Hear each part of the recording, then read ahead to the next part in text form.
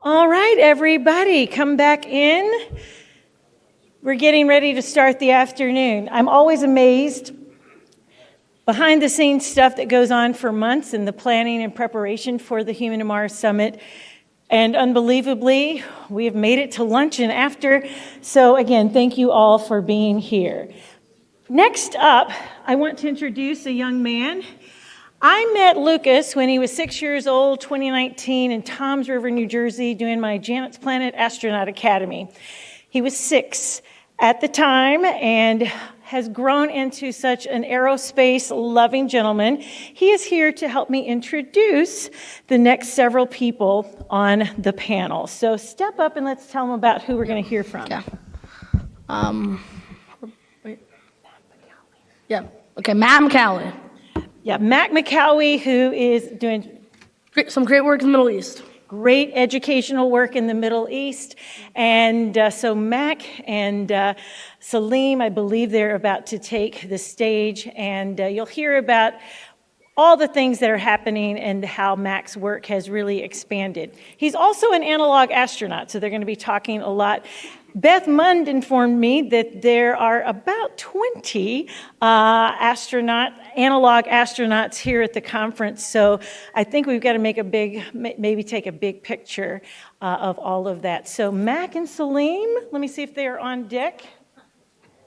Here they come. So one more time, say Matt Malkawi. Matt Malkawi. Oh, come on down. Brilliant. Thank you. And Mac and I have a special connection. Back in 2016, I gave a speech here at the Human to Mars Summit and basically said, hey, if you want to the leaders of the future, what I really need is you guys to do the work. I can't possibly reach them all. And apparently there was something in that nugget of what I said that day that led him to go to that is something that you keep bumping into, sorry about that, that led him to go to the Smithsonian. He bought some spacesuits, went to the refugee camps in Syria, now has developed this amazing analog mission in Jordan and beyond, and he's going to introduce you to somebody fabulous. So again, big round of applause for Mac for taking on the challenge of spreading space to everybody.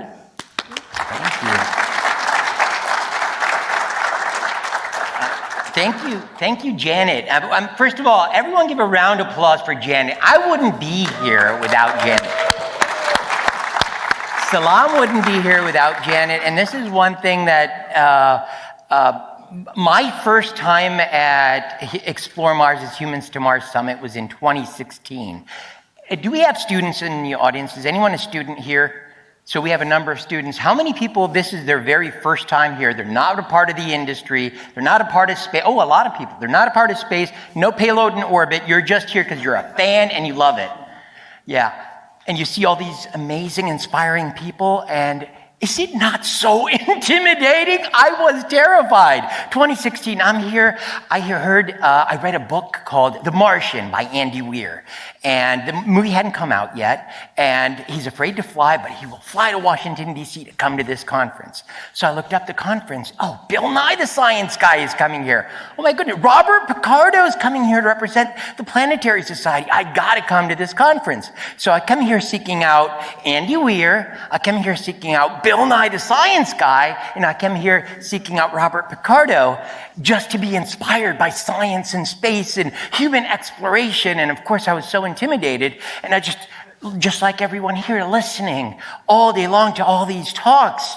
And then I went there seeking Picardo and Bill Nye and Andy Weir, but I discovered Janet Ivey, Lori Garver, and Ellen Stofan. And boy, I was totally mind blown by the amazing, inspirational things that they were saying that inspired me to create my own company and to introduce you to the amazing talents from all over the world.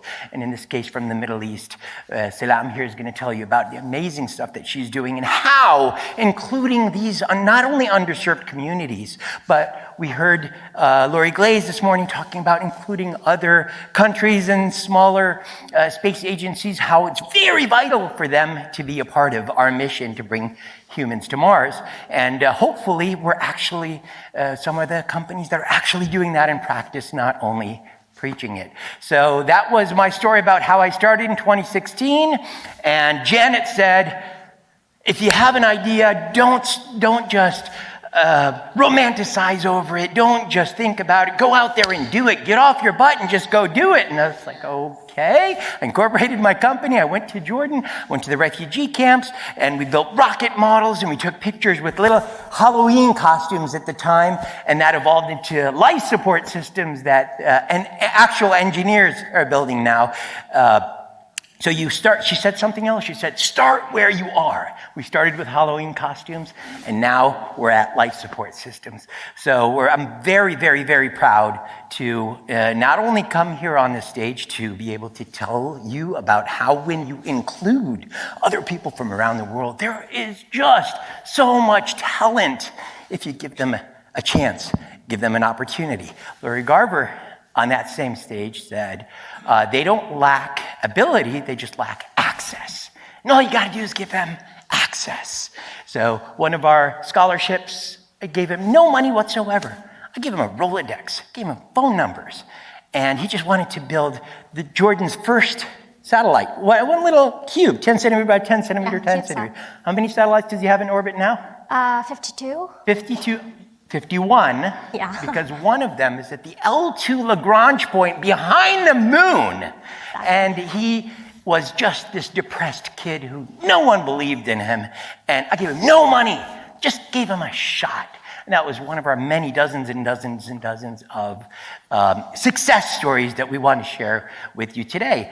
And then 5-6 years later, that was 2016, and then in 2021, we had a analog-themed space camp where Salam over here was a Cyan, actually. It was your idea for us to do a spacesuit competition, and Salam competed in that competition, and I'll let Salam tell you about it. Okay. So, hey everyone, I'm Salam. I'm going to tell you a very short story before we move to the power of inclusion. So let me just narrate it or just tell you the story. So in a very small country and city, in the little alleys and street, there was like second grade little girl who was inspired by a movie and a book about space. And she decided and wanted to be an astronaut. And she grew up, and her dream grew up with her. And at her senior year at mechanical engineering, she just saw an ad on Facebook that says a spacesuit competition in Jordan. And she was like, a spacesuit competition in Jordan, that's really weird. And we don't see such things in Jordan and the Middle East in general. So she participated in that competition, and guess what? She won. And that was where I started, and the girl's me, by the way. So that's where I started having more passion, or applying my passion towards space with that competition. So the thing that I wanted to emphasize by telling you this story is that collaborating both Humans to Mars conference and the power of inclusion started there when the spacesuit design had to solve 3 challenges, and you have to choose what planet or you want to go to Lunar or Mars. So we decided to go to Mars, and I started learning and educating myself, me and my team, and making a lot of research to learn about Mars. And we solved the problems or the challenges, and I ended up designing my cooling system, active cooling system, for my graduation project. And then after that, I designed another 2 spacesuits and another suit, Stella spacesuit, which is the suit inspired or sponsored by BLINC. But when the coincidence happened that I met Mr. Mack and his amazing contribution to space and company, as he was the sponsor for that competition called JISRI. And when I was in Wadi Rum, you know Wadi Rum is the closest terrain to Mars, which is Actually, The Martian and Dune were filmed there, and it looks like Mars. All of you should just come to Jordan and visit Wadi Rum. Okay, so I was presenting because stage is my thing. So I was presenting like I am on Mars, and finally we're on Mars, and wearing my first spacesuit. And he saw that passion within me. He saw how powerful that presentation was, because it is a dream coming true. It is something that I wanted to accomplish since I was second grade. And just like me, there's many others. Just like me, there's a lot of people over there, speaks the same language, looks like me, live in the same region, under the same environment, but they are excluded from space, let's say. Of course, we know a lot about STEM, science, technology, engineering, and mathematics, and we are engineers and we know a lot, but some places in the world, they know nothing about space, and they don't feel like they are included. But what BLINC did at that time, and during the last 5 years, they were trying to bring space to Jordan and other places. And started off with the documentaries that you want to make, with me being the science communicator in Arabic. And that's actually what I think it is. Me standing in front of you right now is an example of the power of inclusion. So I had the chance to visit the US and a lot of places, attend 2 years night and being ambassador under the name of BLINC, going to Analog Astronaut Conference, being a speaker there, and coming here in front of this amazing community, speaking about the power of inclusion. And just like me, there is Sarah, who designed her first flight simulator back in Jordan. And there is a Stella team, Salam, Tasbih, Lana, Arwa, Iman, everyone, and Hani, who designed life support spacesuit together in our last camp, space camp. And also the rover team, Omar, Subhi, Zaid, Ammar, everyone on that team, they designed an amazing rover inspired by the Perseverance that are going to Mars. So here we go, again, back to Mars. So the power that we got from BLINC, the education, the inspiration, we had to go and research and learn about Mars and doing a lot of things. And for me, it's like I'm here standing in front of you on behalf of all the students that are in my community in Jordan. We are so proud that there is one company called BLINC is bringing space to Jordan and giving us the opportunity to be in SpaceKind, to get 2 scholarships for IIAS, International Institute for Astronautics Science, whereas the only maybe that gives this opportunity or experience to public, or everyone can attend, even if you don't have any degree in science, which is quite amazing. We had the chance to try the acrobatic plane and having, being under hypoxia, as well as being in pressurized spacesuit on pause. That was my favorite part. Well, being in the spacesuit while you are passionate about a spacesuit is something that I will never forget. And it taught me, as someone who wants to be a designer, how really feels like to be in a spacesuit, and a lot of amazing courses that they've been taking during IIAS. So none of this, trust me, none of this would happen, I mean, for me and for the people that BLINC is given opportunities, if BLINC wasn't there, if they don't have this vision towards, or their goal within their objectives of the company. So I'm gonna pause here for a minute and I'll let you enjoy our last space camp. So this it's not the first, actually it was the first time for me attending that camp, but Mr. Mack was doing his space camp since 2016.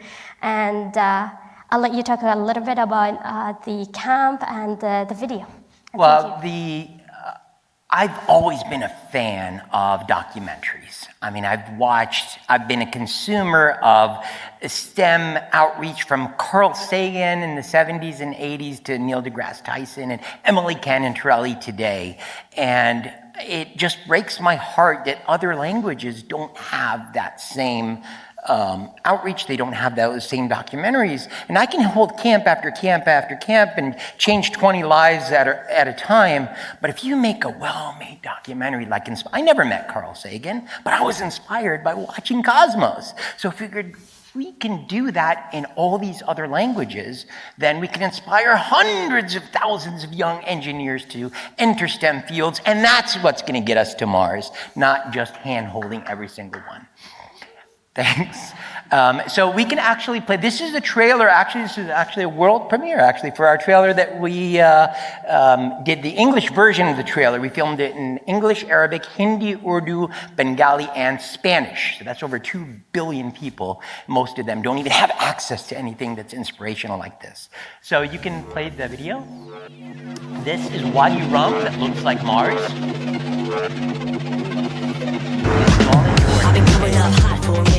And that's the space.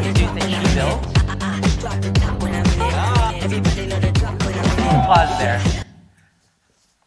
This is not inclusion, but I'm 48 years old, 240 pounds, and I just pulled that off. I just wanted to say. So it's never too late. So inclusion for the dad bod there. This is Salam here scuba diving in the Red Sea next to a wreck. Salam, can you tell them what you were doing exactly at this time last year? Learning how to swim. And 2 months later, I was like certified scuba diver. And not only that, talk about documentaries. Has anyone ever seen a Shark Week documentary? Aren't those inspiring and amazing in marine biology? So the entire Arabic world doesn't have original content of an Arabic-speaking presenter talking about marine biology. So now we're in the plans of doing the Arabic world's first Shark Week and marine biology documentary, all through this kind of inspiration. How cool is that? You can continue. So we were inspired by the Inspiration Core mission and the team bonding and the cohesion that they did to build that team. So this is all teamwork and team. Look at that friendship and teamwork and team development that was that happened. Crew cohesion. And this is all in the country of Jordan.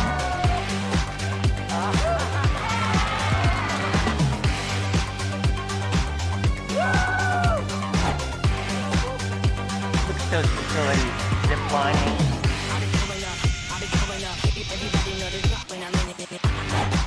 Space for me, it's like an open hatch to discover the unknown. You can pause there.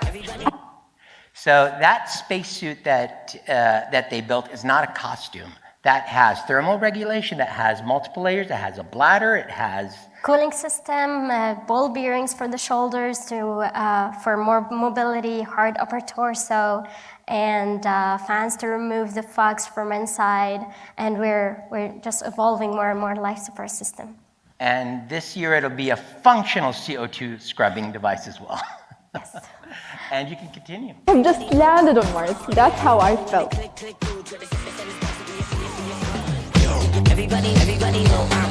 Pause there for a second.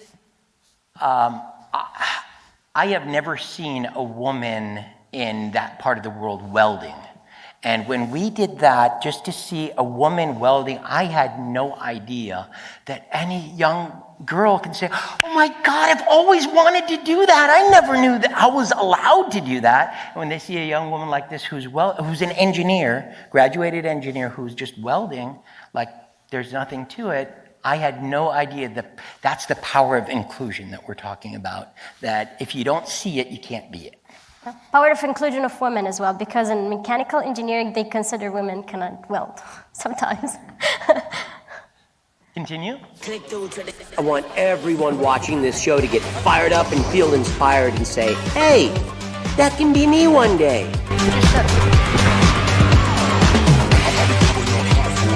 We don't have an ISS underwater like you have in Houston, so we have to do it in underwater Lockheed Martin TriStar in the Red Sea.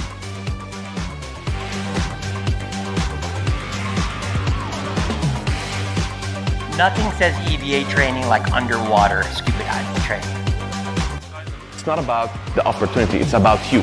You make the opportunity. Here.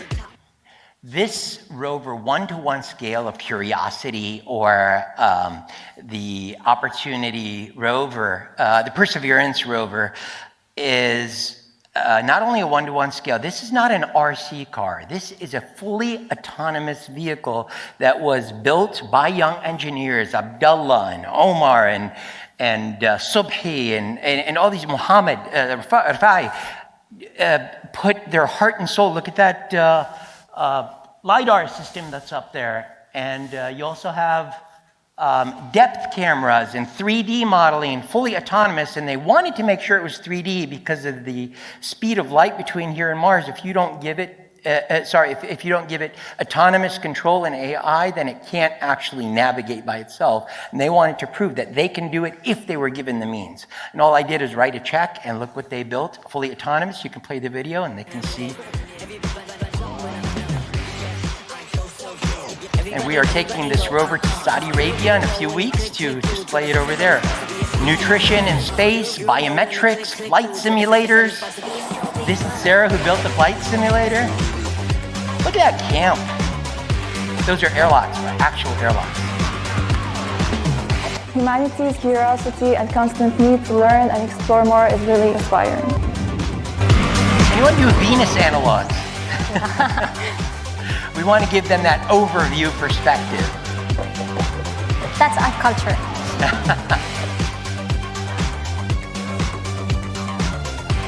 And this is the Dead Sea. The Dead Sea. So it's adventure, it's exploration. If you like science or STEM, you're going to love this content. If you like adventure or travel, you're going to love this content. And it's all just to inspire the young generation. Absolutely phenomenal. Like, I can't stop smiling. That's Nina Augustine. Big shout out to Nina over there. If it wasn't for her in the U.S. Embassy, none of this would happen, for believing in all of them. Thank you. So just giving people an opportunity, that's all it took. Didn't take any money, it took giving them access, not hand-holding. And I'm so proud of them, and I'm looking forward to more and more of them from all over the world sharing this stage. It's like 6 papers that we're going to present in October, almost, Yes. for the entire community. Yes, and not only that, for the first time in that whole region, we have all of these actually wrote scientific papers. They're going to present those papers at the IAC, International Astronautical Congress in Baku, Azerbaijan, this October. So not just the inspiration, but now you're actually having contribution to the literature of science and space is a huge step for that whole region, and I'm very proud of you guys for that. Congratulations. Thank you. Thank you, everyone.